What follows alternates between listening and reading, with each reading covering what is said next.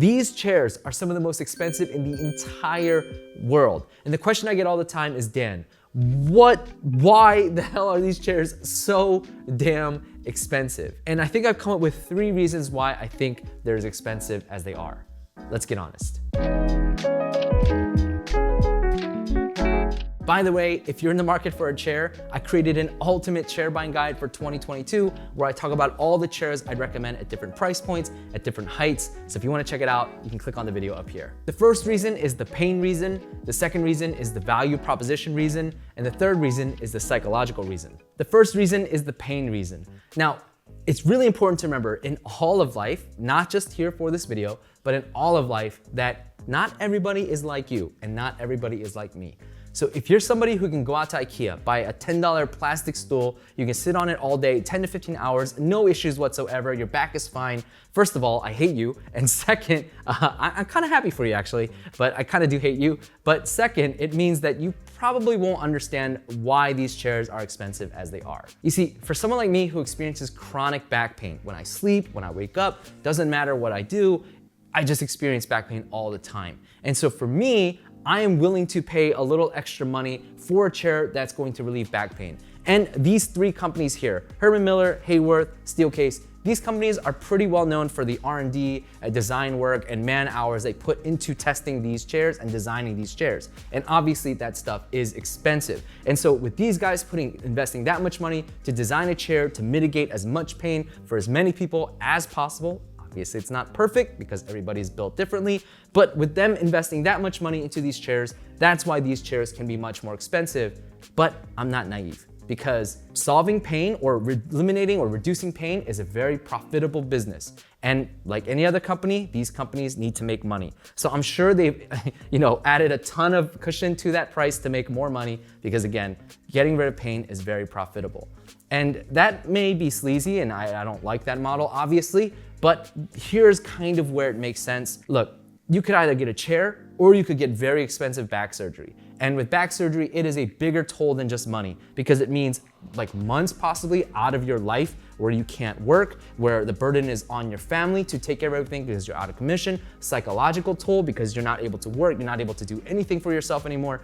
I would much rather pay a little bit extra money to get some relief from my chair rather than having to go through all that. Or even physical therapy. Let's say it's not that bad. Let's say you gotta do physical therapy. Well, look, per session for physical therapy for my ACL surgery is $375 per session. Now, normally it should only be like 65 to 100 bucks. I'm doing this because my insurance sucks and my out-of-pocket maximum reasons. Anyways, not gonna get into that, but it's very expensive and it takes a time toll as well.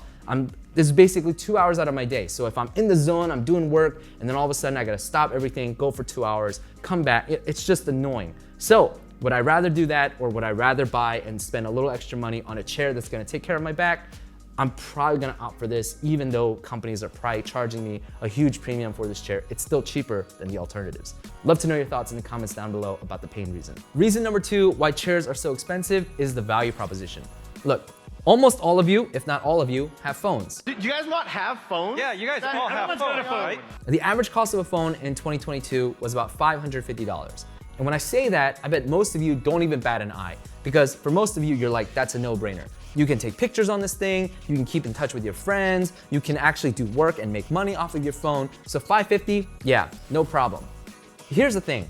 I don't know many people who don't upgrade their phone at least every 4 years, right? So within 1 to 4 years, you're probably gonna upgrade your phone. So in a span of 12 years, I'll explain why 12 in a minute, but in a span of 12 years, you're probably gonna spend about $1,650, maybe even more on phones. And again, nobody bats an eye because you're like, the value proposition is clear. I use this thing all day, it has my entire life, cool. Well, look, this chair costs, this Embody here, let's take this one, costs $1,800. And you're like, wow, that's a lot of money. Doesn't seem worth it. Well, do you sit on it for 8 hours a day?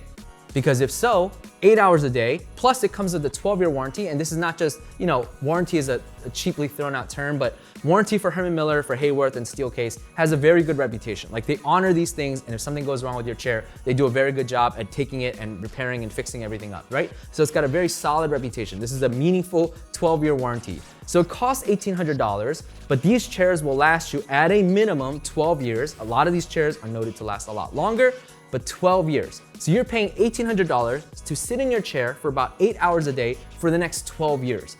When you look at it that way, you realize, oh, just kind of like how, paying $550 for a phone every 4 years isn't that big of a deal. Well, now it doesn't seem, I don't know, let me know what you guys think, but it doesn't seem to be as difficult to swallow paying $1,800 for a chair because again, this thing has a 12-year warranty and most likely it'll last even longer than that. So that's the value proposition argument. I'd love to know what you guys think, again, down in the comments below. The third reason is the psychological reason. These are the Warby Parker glass frames. And when Warby Parker wanted to first launch, they wanted to sell their frames for $45. And their business professor advisor said, absolutely not.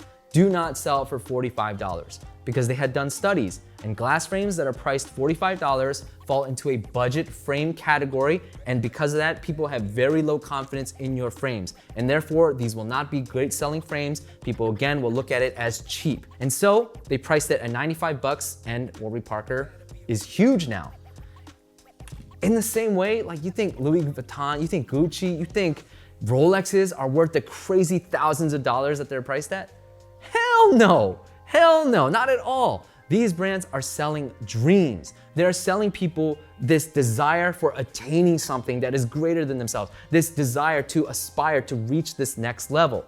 I think in the same way, these companies are doing the same thing, right? They are expensive because of the R&D and all that stuff, but I'm sure they're adding more fluff on top because it creates this psychological desire for, I want to attain this thing, right? I want to achieve this level. I want to make it.